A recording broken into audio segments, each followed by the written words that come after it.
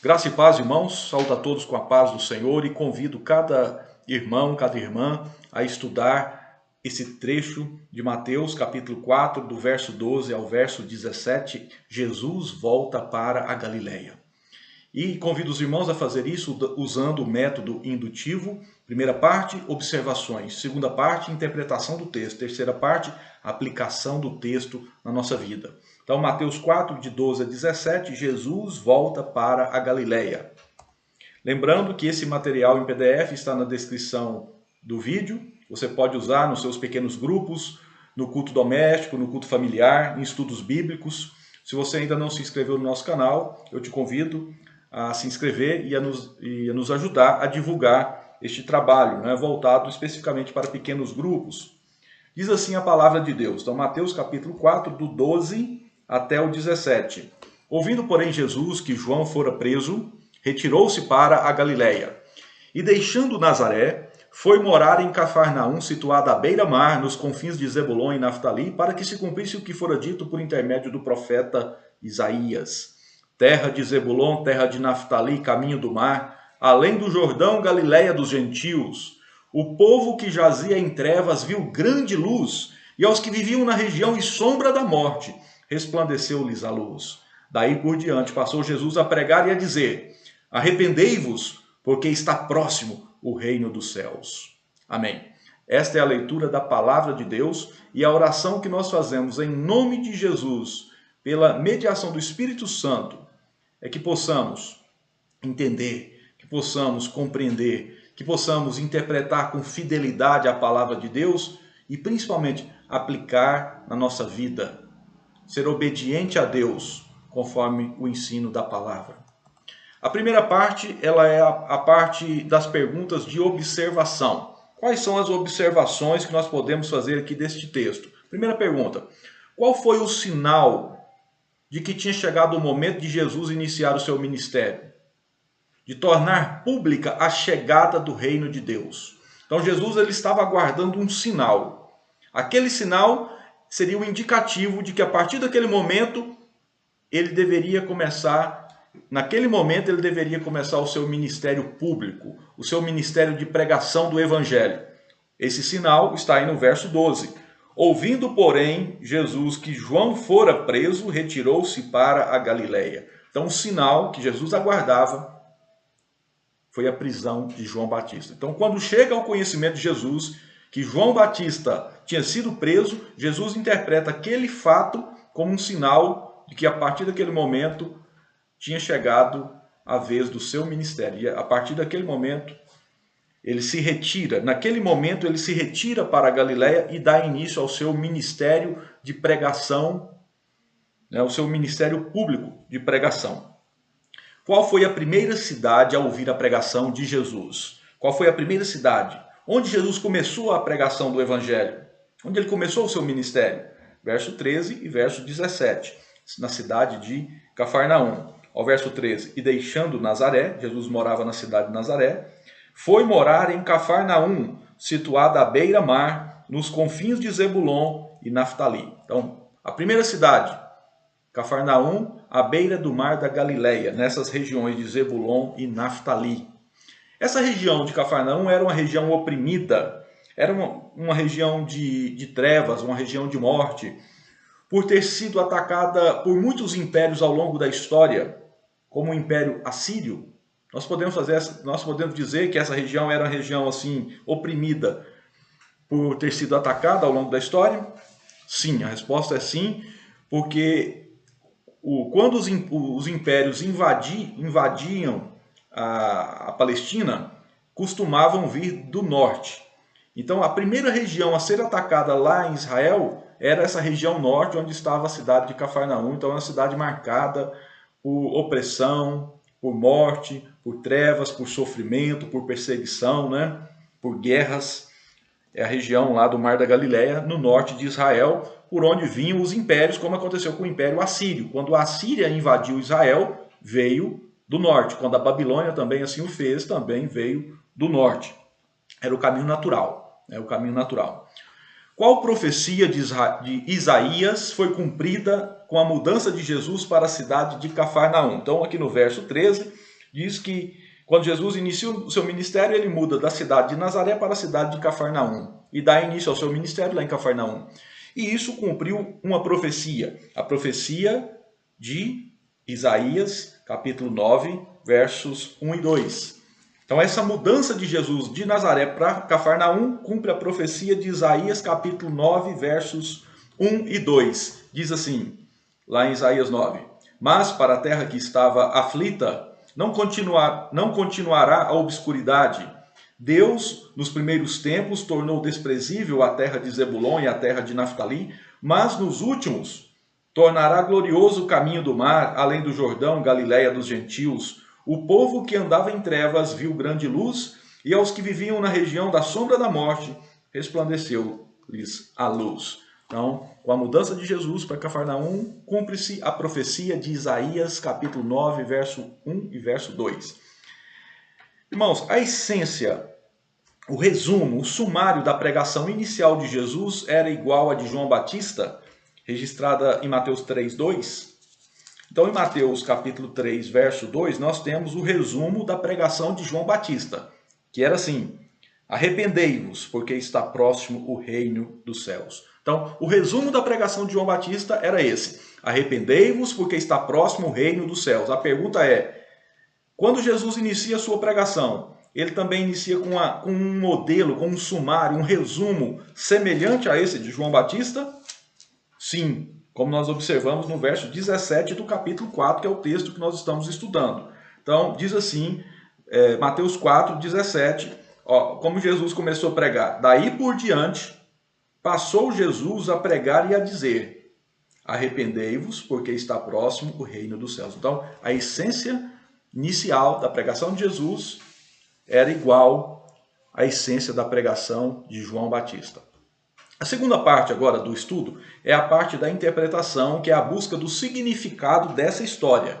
O que isso significa, o que significou para as pessoas que leram o livro de Mateus pela primeira vez, né? Qual que é o significado, a interpretação desse texto. Só desligar um telefone aqui.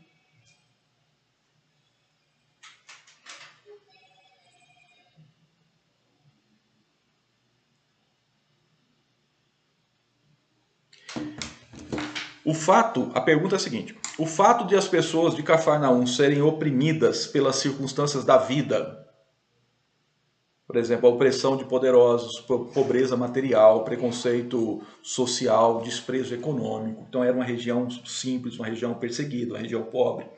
Então, esse fato, essas circunstâncias, elas isentaram ou diminuíram a necessidade de se arrepender dos pecados? Essa é a pergunta. A resposta é não. O povo de Cafarnaum era assim, era um povo simples, um povo perseguido.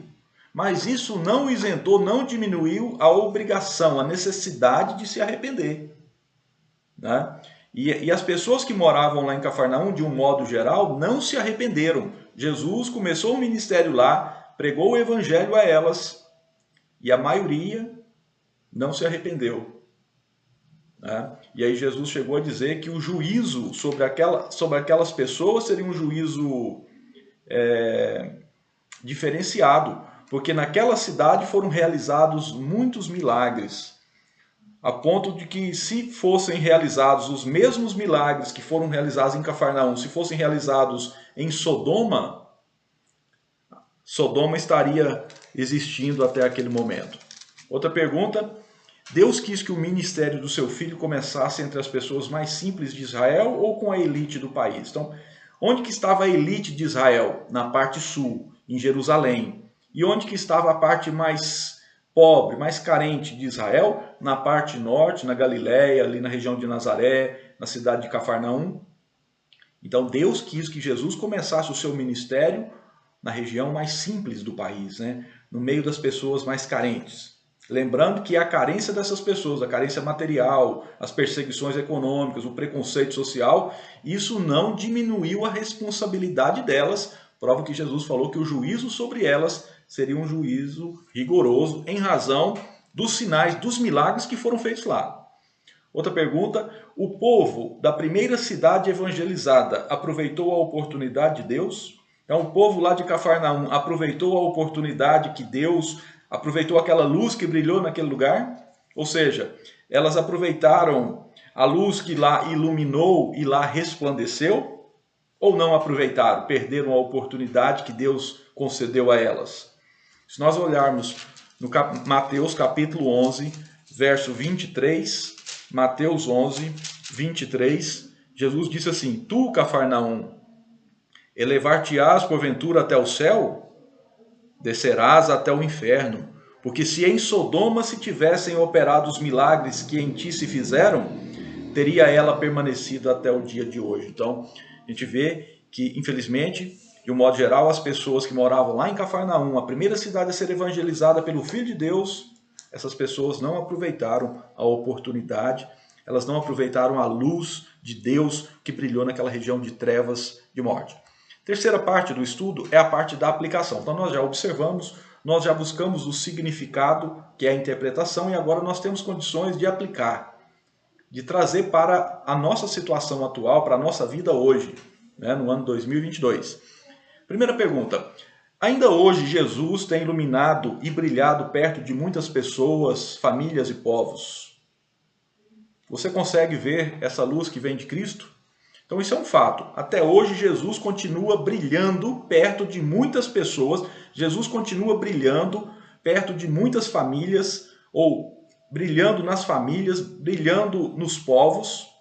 Mas a pergunta é: essas pessoas, esses povos, eu, você, nós conseguimos ver essa luz de Cristo, esse brilho de Cristo? Uma pergunta para a nossa reflexão, né? Uma outra pergunta aqui, ó: os moradores de Cafarnaum apenas viram a grande luz e seu brilho, mas não deixaram a luz entrar em seus corações. Quase todos continuaram em trevas e na sombra da morte. A pergunta é: você repete a história dos moradores daquela cidade, ou a grande luz de Cristo já brilha também dentro de você, já brilha no seu coração, já clareia a sua vida, o seu comportamento, os seus valores? Em outras palavras, você se assemelha à maioria dos moradores de Cafarnaum, ou você se assemelha à minoria? A maioria perdeu a oportunidade. A luz brilhou em volta daquelas pessoas, mas não brilhou dentro delas.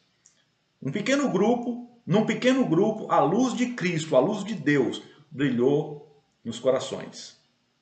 Em qual grupo você pertence a qual grupo? Eu posso fazer essa pergunta para mim também. Eu pertenço a qual grupo? O grupo da maioria ou da minoria? A luz de Cristo está brilhando em volta de mim ou está brilhando dentro de mim também? E outra pergunta: o fato de sermos pessoas simples significa que Deus terá misericórdia de nós, mesmo se perder a oportunidade de interiorizar a luz de Cristo que pode nos tirar das trevas e da sombra da morte? Não é aquela questão. A nossa simplicidade, a nossa carência material, o nosso sofrimento, as perseguições, as circunstâncias difíceis da nossa vida, nos permite dizer que por causa disso Deus vai ter misericórdia de nós? Mesmo se a gente perder a oportunidade de interiorizar a luz de Deus, a luz de Cristo, né? Nós já respondemos essa pergunta que não. Deus não é obrigado a ter essa misericórdia em razão desses fatos.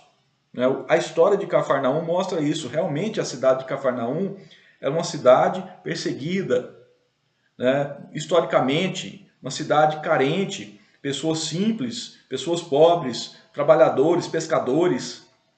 E Jesus não leva isso em consideração quando ele profere aquele juízo, porque ele leva em consideração as oportunidades que as pessoas tiveram, os sinais, os milagres que foram feitos lá. A situação é a mesma. Então, Deus leva em consideração aquilo que ele faz para você, as oportunidades que ele te dá, a luz que brilha perto de você, a luz que quer brilhar no seu coração, que quer brilhar no meu coração, em volta de mim está brilhando. E o que eu faço? Qual que é o meu comportamento? É isso que Deus leva em consideração. Eu aceito, eu deposito fé em Cristo, de forma que a luz vai brilhar de dentro para fora na minha vida, ou eu rejeito, eu desprezo, né? Então o critério de Deus é nesse sentido, não é no sentido de ver um sofrimento que as pessoas fazem comigo, minha carência, minhas necessidades.